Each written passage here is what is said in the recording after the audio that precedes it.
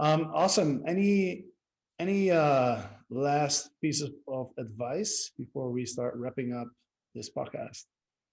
Yeah, man. I would say for anyone who's like looking to build these or start building, like to sort of running into the same issue that I ran when I first started, where it's like they're constantly getting bidded out or just constantly competing for these properties.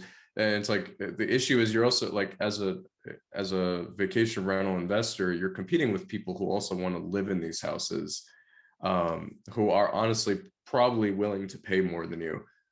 So it's like if you're running into that, I would say do your research and really try to really try to find the perfect piece of property and really try to design it right.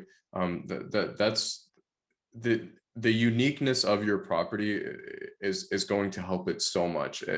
On like we as hosts, we think about how we can sort of get more money for our property. If we put in an extra sofa bed, we can sleep more people.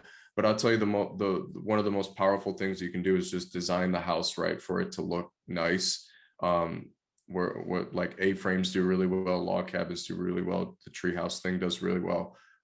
Just designing the properties to make sure that they look phenomenal, and that will trump any of your competition. And I didn't really talk on the tree houses too much, but I plan on doing a YouTube video down the road on that specific topic. But yeah, that's sort of what I just recommend doing is if you do decide to go down this route, just making sure that you're building really unique properties. Just think about like, would you take your family? Would you take your significant other to stay in in the property that you're building? We're sort of building them on the more higher end, not really materials. Like they do look like higher end properties, so it's like you are going to get more of that higher end guest, which helps with like not really messaging too much and not too many problems. So yeah, just building a new the unique properties are gonna are in my opinion the next 10 years are just going to do so much more than what's on the market right now. So, and it's starting to come on the market now. Yeah.